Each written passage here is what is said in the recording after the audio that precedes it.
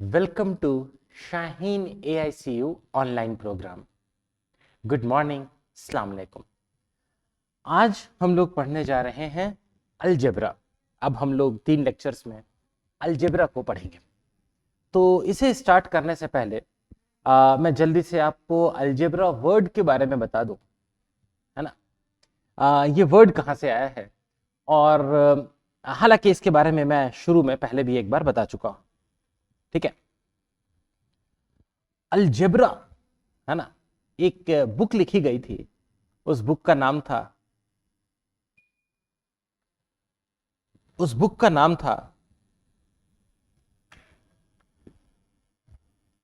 अल जब्र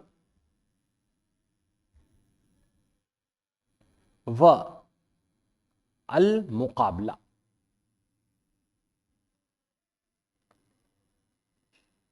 इस बुक का नाम था अल जब्र व अल मुकाबला।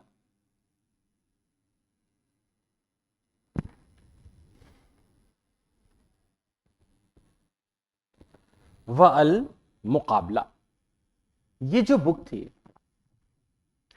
ये बुक लंबे वक्त तक मैथ्स की स्टैंडर्ड टेक्स्ट बुक बन गई थी।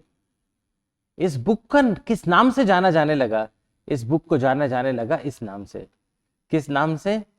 अल जब्र से। और धीरे धीरे इस पूरे सब्जेक्ट का नाम बन गया अलजेब्रा, है, ठीक है। ये स्टोरी है किसकी? अलजब्र बुक की। ये बुक जो है किसने लिखी थी? ये बुक लिखी थी मोहम्मद ये बुक लिखी थी मोहम्मद इब्ने मूसा। मोहम्मद इब्ने मूसा ने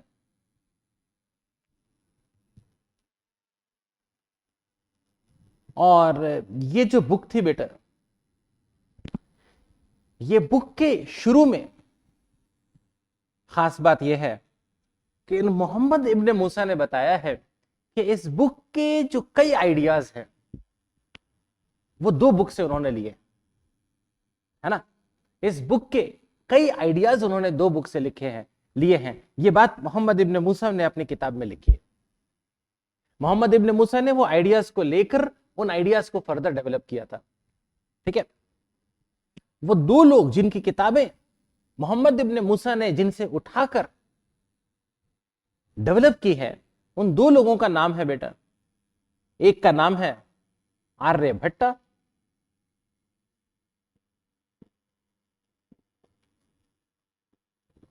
और दूसरे का नाम है भास्कराचार्य। नहीं, दूसरे का नाम है ब्रह्मगुप्त। दूसरे का नाम है ब्रह्मगुप्त। इन दोनों की बुक से उठाकर इन्होंने ये कंसेप्ट्स को डेवलप किया है ना। ऐसा नहीं है कि सिर्फ कॉपी किया है, लेकिन खास बात है जो चीजें उठाई हैं उनका क्रेडिट भी दिया है, ठीक है। आर्यभट्ट कहां के रहने वाले थे ठीक से नहीं मालूम है। लोगों का कहना है कि वो पाटलिपुत्र यानी पटना के रहने वाले थे। कुछ लोगों का मानना है कि वो उज्जैन के रहने वाले थे, है ना। ब्रह्मगुप्ता के बारे में हम जानते हैं। ब्रह्मगुप्ता जालोर के पास में कोई जगह है। जालोर राजस्थान में है, लेकिन ऑलमोस्ट राजस्थान गुजरात के बॉर्डर पर है। ब्रह्मगुप्ता जालोर के पास के रहने वाले थे, लेकिन बुढ़ापे पे जब उनकी एज ज्यादा हो गई थी तो वो जालोर से चले गए थे उज्जैन रहने के लिए। उज्जैन पुराना शहर है जहां के बड़ा तीर्थ स्थल था, है ना। तो ये इंटरेस्टिंग है बेटा कि मैथ्स का जो एक मेजर पार्ट है अलजेब्रा, उस मैथ्स की हिस्ट्री जो है बेटा इंडिया और अरब्स के थ्रू स्टार्ट होती है। उस मैथ्स का रूट जो है इंडिया और अरब का है ना। इसको कॉपी करना नहीं कहना, उन्होंने आइडिया वहां से लिया, उस आइडिया को क्रेडिट दिया कि हम मैंने आइडिया वहां से लिया है, और उन आइडियाज को फर्दर डेवलप किया। मोहम्मद इब्न मूसा कहाँ के रहने वाले थे? मोहम्मद इब्न मूसा पैदा हुए थे ऐसी जगह पर, ख्वारिज्म कहते हैं उस जगह को। वो जगह आजकल 3 कंट्रीज का बॉर्डर है, ठीक है। एग्जैक्टली कहां पर के थे वो नहीं मालूम है तीनों, लेकिन किस जगह के थे मालूम है। लेकिन उस जगह में 3 कंट्रीज का बॉर्डर है।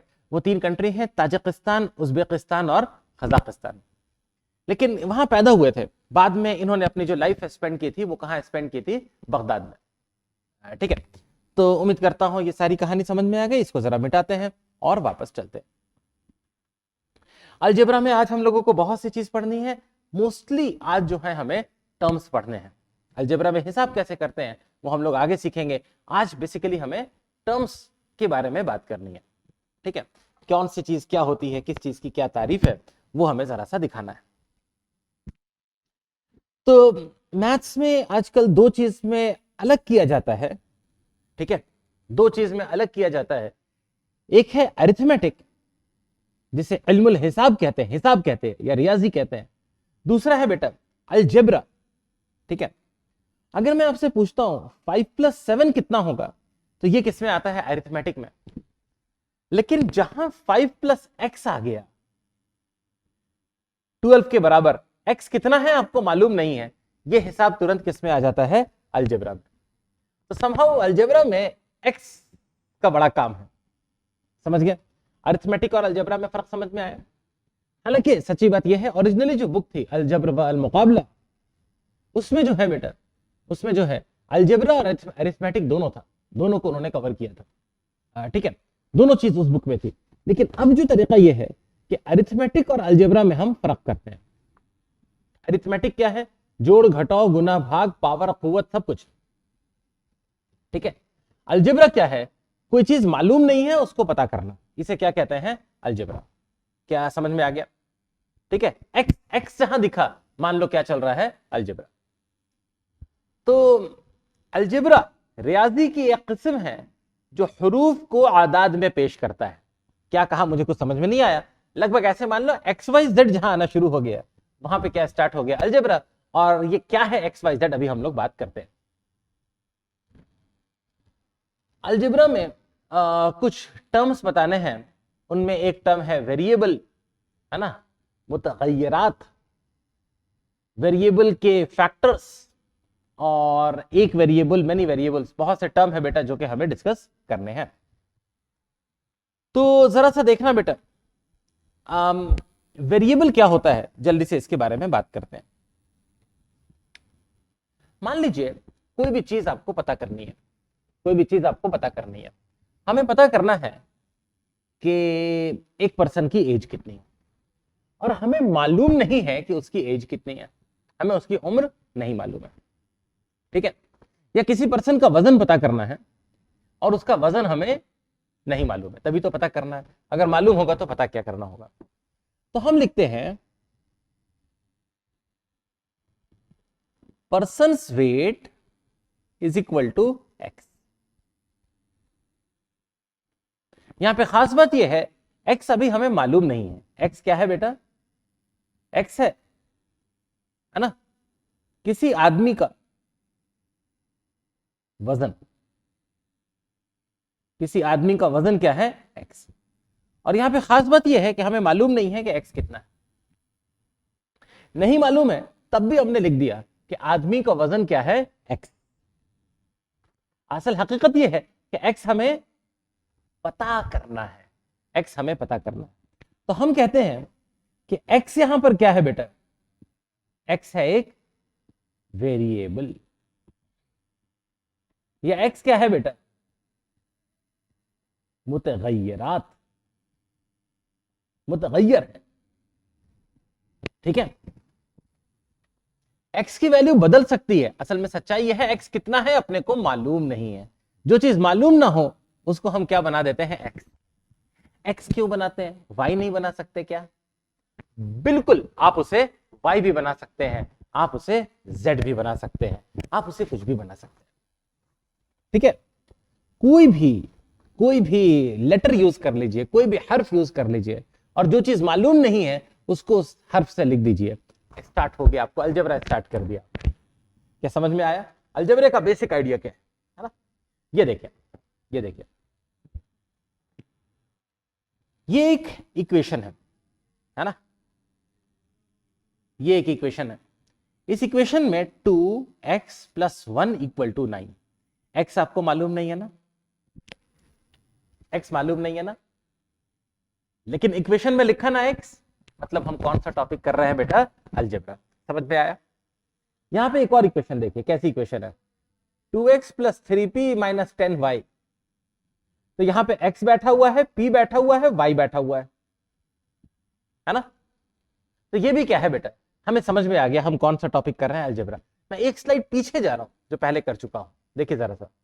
Algebra is a type of mathematics that uses letters to represent number. Algebra रियाजी की एक किस्म है जो हरूफ को आदाद में पेश करता है। समझ में आ गया? किसी अदद के लिए हम हरूफ यूज करना शुरू कर दे, मतलब क्या स्टार्ट कर दिया आपने? अलजेब्रा। और खास के ध्यान दीजिएगा कि ऐसे अदद के लिए जिनकी वैल्यू मालूम नहीं हो, जिनको पता लगाना हो, समझ गए? खास के उनके लिए हम यूज करते हैं। तो इस इक्वेशन में कितने मुतगय्यर हैं, कितने वेरिएबल हैं इस इक्वेशन में? इस इक्वेशन में एक ही वेरिएबल है x। तो हम कहते हैं ये वन वेरिएबल की, एक मुतगय्यर की इक्वेशन है। जबकि ये जो दूसरी इक्वेशन है बेटा, ये कितने मुतगय्यर की इक्वेशन है? ये कई मुतगय्यर की इक्वेशन है। क्या समझ में आया सबको? जरा सा आगे बढ़ते। कुछ चीजें हैं जिन्हें हम कांस्टेंट कहते हैं। कांस्टेंट कहते हैं। कांस्टेंट को और क्या कहते हैं बेटा? मुस्तकला, है ना? और कांस्टेंट का कुछ होता ही नहीं है। कांस्टेंट, अरे जो नॉर्मल चीजें हैं ना, 5, 6, 7, 10, 1/2, इन सब की वैल्यू हमें मालूम है ना? इन सबको बेटा क्या कहते हैं? कांस्टेंट। इन सबको क्या कहते हैं बेटा? कांस्टेंट, या फिर जैसा अभी हमने देखा मुस्तकला। मुस्तकला है ना? ठीक है, इन्हें क्या कहते हैं बेटा?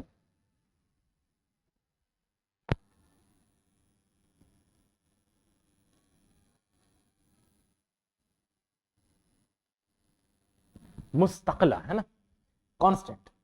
और असल में कांस्टेंट का कंसेप्ट सिर्फ ये है कि हम कांस्टेंट और वेरिएबल में तफरीक कर रहे हैं, हम अलग कर रहे हैं कि भाई देखो ये वेरिएबल है ना, तो पहले से जो हम पढ़ते आ रहे थे वो चीजें क्या थी? कांस्टेंट। क्या सबको समझ में आ गया? है ना? सबको समझ में आ गया? एक और टर्म है जिसके बारे में बात करनी है। तो यहां पर बेटा कांस्टेंट क्या है? 6।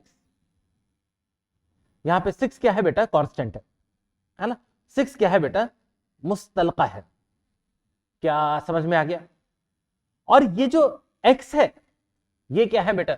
मुतगय्यर है, वेरिएबल है। y भी क्या है? मुतगय्यर है, वेरिएबल है। ये 2 क्या है? 2 भी कांस्टेंट है, लेकिन 2 का एक और नाम है, वो अगले स्लाइड पर होगा। नहीं, एक मिनट, 2 का एक और नाम है, ठीक है? 2 x से मल्टीप्लाई हो रहा है, तो 2 का एक और नाम होगा बेटा। 2 का एक और नाम क्या होता है? कोफिशिएंट। वैसे कोफिशिएंट भी बेटा मुस्तलका ही होता है, कांस्टेंट ही होता है ना? कोफिशिएंट वो चीज होती है जो वेरिएबल से मल्टीप्लाई हो रही होती है। कोफिशिएंट को उर्दू में शायद ज़रबी कहते हैं, लेकिन मैं श्योर नहीं हूं, लेकिन आगे कहीं आएगा ये, है ना? मैं श्योर नहीं हूं कि ये मैंने नाम सही दिया या नहीं दिया। ठीक है, मैं इस्तेमाल करता हूं, नाम नहीं जानता हूं, है ना? ठीक है,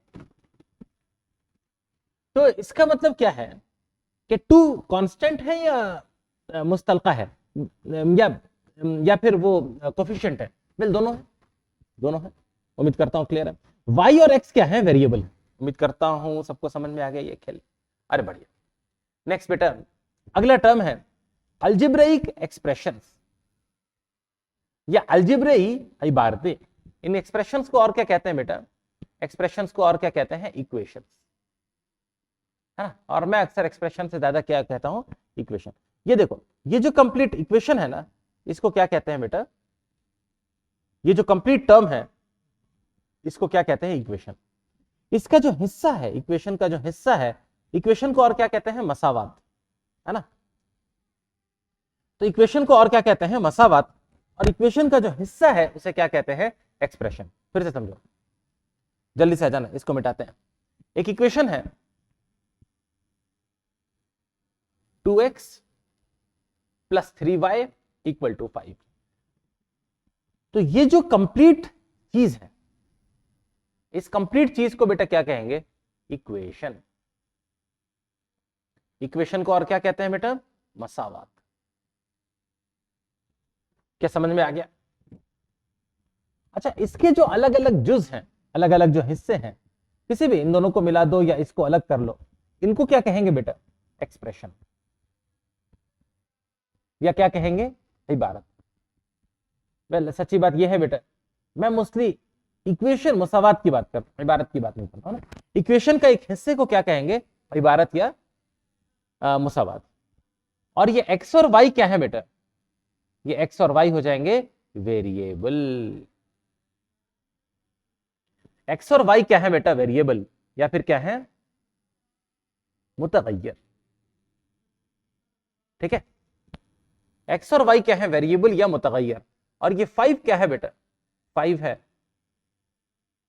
कांस्टेंट या फिर मुस्तकिल, है ना, ऐसे कुछ नाम है ना, मुस्तकिल या मुस्तकिला, वैसे कुछ है ना। ठीक है, उम्मीद करता हूं पूरी कहानी समझ में आ गई। और 2 और 3 को क्या कहते हैं बेटा, 2 और 3 को कुछ जरबी कोफिशिएंट, हाँ जरीब, जरीब कहते हैं, है ना, मैंने वो गलत बताया था बेटा। 2 और 3 जो है, ये 2 और 3 कांस्टेंट भी हैं, लेकिन 2 और 3 का एक और नाम क्या रहेगा बेटा, जरीब, है ना। 2 और 3 का एक और क्या नाम रहेगा, जरीब। इसको इंग्लिश में क्या कहते हैं, कोफिशिएंट। इसमें बेटा जितने भी नाम हैं, मैं मैथ्स फिजिक्स बहुत आगे तक पढ़ता हूं, ये वाला जो नाम है बेटा नॉर्मली मैं यूज नहीं करता हूं, इबारत या एक्सप्रेशन में नॉर्मली यूज नहीं करता हूं। बाकी सारे टर्म्स मैं फेमिलियर हूं। जरीब कांस्टेंट है क्या, हाँ जरीब भी कांस्टेंट है, कोई मसला नहीं है। ठीक है, मुतगय्यर से जो मुस्तकिला है, जो मल्टीप्लाई होगा, उसे क्या कह देते हैं, जरीब। उम्मीद करता हूं समझ में आ गया। ठीक है, अरकान के अलावा अरकान का वर्ड भी यूज करते हैं, टर्म्स का वर्ड भी यूज करते हैं। किसके लिए, यहाँ पे 5x 7√2 के लिए, इनके लिए क्या और टर्म यूज करेंगे, अरकान या रुकन का। उम्मीद करता हूं समझ में आ गया अच्छे से, है ना। अरे बहुत बढ़िया।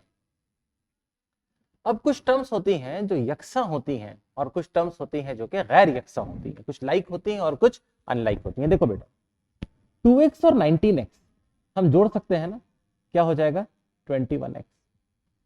4w - 10w क्या हो जाएगा बेटा, -6w। टर्म सेम है, डिफरेंस सिर्फ किसका है, जरीब का, है ना। अंदर में सेम चीज है, ये भी r है, ये भी r है।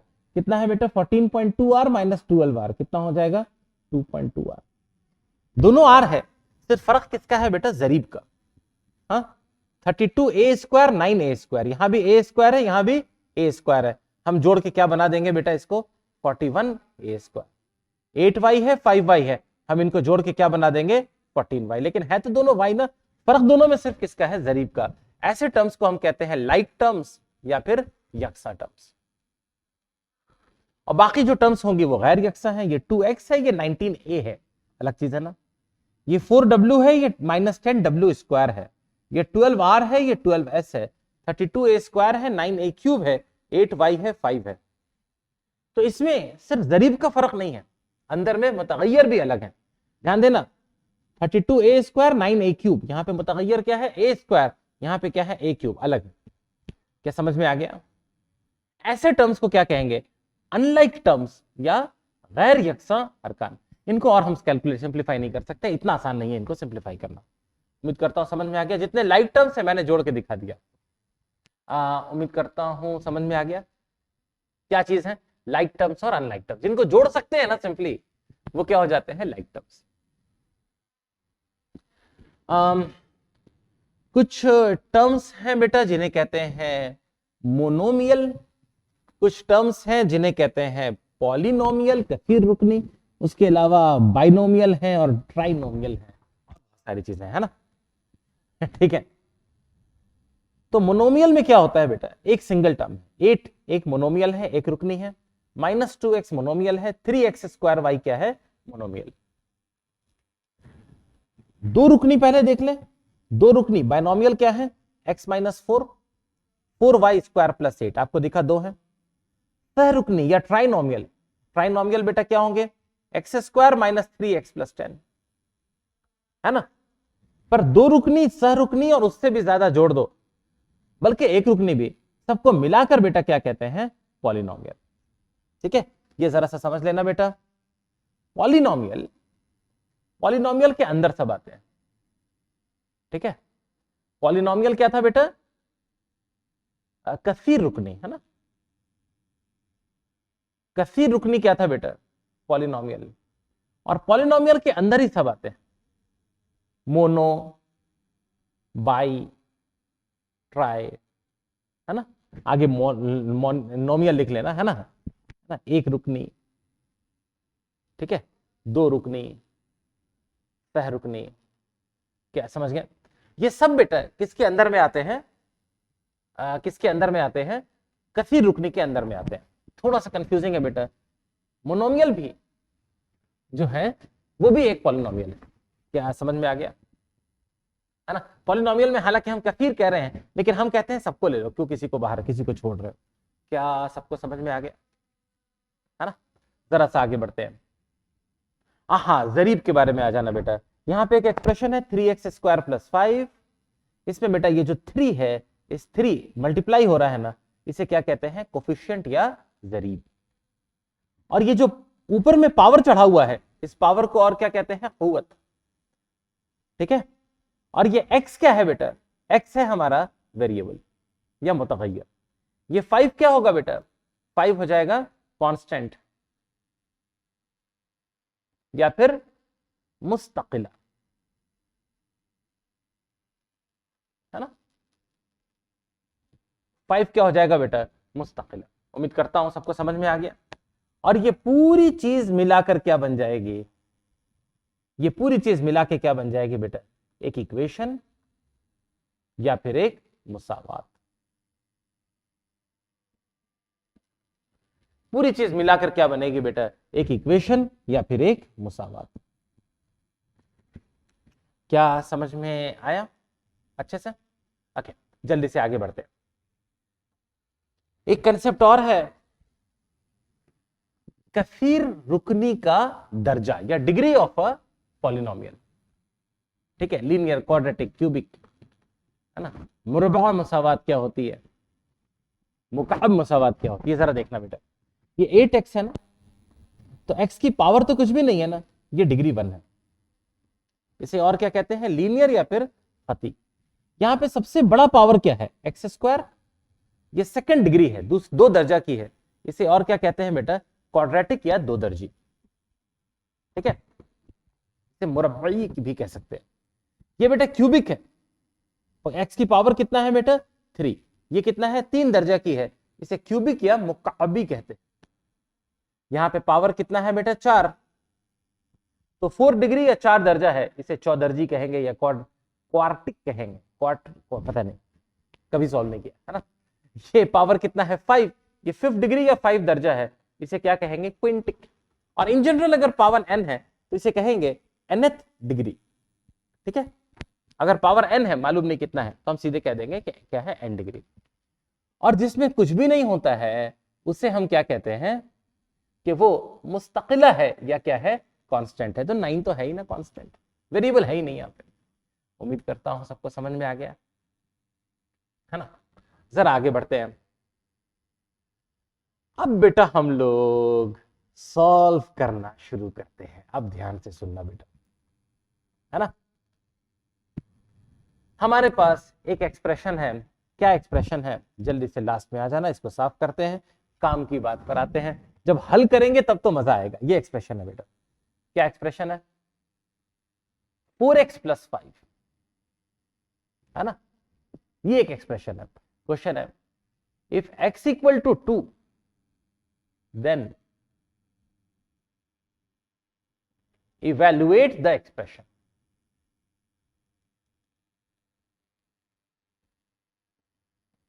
ठीक है, सवाल यह है, अगर x 2 के बराबर हो तो इबारत को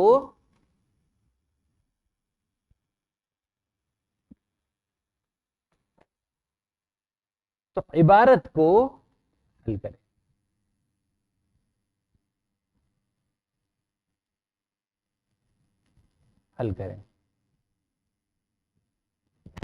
ठीक है, बहुत आसान है। x को 2 डाल दो, कितना हो जाएगा बेटा? 4 इंटू 2 प्लस 5 कितना हो गया बेटा? 8 प्लस 5 कितना हो गया? 13। इतना सा सवाल है बस। क्या समझ में आया?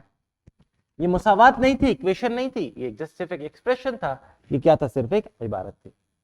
समझ में आया ये पहले क्वेश्चन का हल? कितना आसान था, इतना ही था बस, ये क्वेश्चन और ये हल। x जितना कहा है हमने उसको उस इबारत में डाल दिया। हम अलजेब्रा स्टार्ट कर चुके हैं। ठीक है, ये एक्सप्रेशन है। क्या एक्सप्रेशन है? Evaluate the expression for given value of the variable. ये एक्सप्रेशन है बेटा 4x माइनस 3। इसमें x को कितना डाल दिया बेटा? 2। कितना हो गया? 4 इंटू 2 माइनस 3, 8 माइनस 3 कितना हो गया बेटा? 5। इनके हिसाब में 5 आया था, हमारा हिसाब थोड़ा सा अलग था। उम्मीद करता हूं सबको समझ में आ गया। ये तो आसान था ना। ये बेटा एक मैथ्स का खेल है बच्चों के लिए, है ना। जल्दी से मैं आपको बताता हूं, हमें ये मसावात हल करनी है। मसावात को हल करने का क्या तरीका है मैं आपको बाद में बताऊंगा, लेकिन ये मसावात हमें हल करनी है। क्या हल है? हल है x प्लस 2 इक्वल टू 7। ठीक है, बच्चों को सिखाना है कैसे इस मसावात को हल किया जाए। ठीक है, तो हम कहते हैं एक खाली डब्बा ले लेते हैं और यहां पे 2 गेंद और ले लेते हैं, और दूसरे साइड कितनी गेंद लेते हैं? 7 गेंद। ठीक है, तो इस डब्बे में जब 2 गेंद जोड़ेंगे तो क्या मिलेगा बेटा? ये 7 गेंद मिलेगी। हम क्या करते हैं, इन 2 गेंद को हटा देते हैं, यहां से भी 2 गेंद हटा देते हैं, तो डब्बा किसके बराबर हो गया बेटा? 5 गेंद के बराबर हो गया ना। इसका मतलब x कितना हो गया? 5। ये मजा तरीका समझ में आया हल करने का? बच्चों का खेल है बेटा, है ना। बच्चों को खेल खेल में सिखा देते हैं कि कैसे इधर से भी 2 हटाया तो उधर से 2 हटाना पड़ेगा। इसके बारे में हम लोग और बात करेंगे अगले लेक्चर में, किस तरह से हमने इस मसावात को हल किया। इसी के साथ ये लेक्चर कंप्लीट हुआ। आज के लेक्चर में मैंने ज्यादातर टर्म्स आपको सिखाई हैं, ज्यादा क्वेश्चन हल करना नहीं सिखाया। सिर्फ आखिर में मसावात को कैसे हल करते हैं, मसावात नहीं, एक इबारत को, एक एक्सप्रेशन को कैसे सिंप्लीफाई करते हैं कोई वैल्यू डालकर, वो बस आपको सिखाया। मिलता हूं अगली क्लास में। अस्सलाम वालेकुम, जज़ाकल्लाह।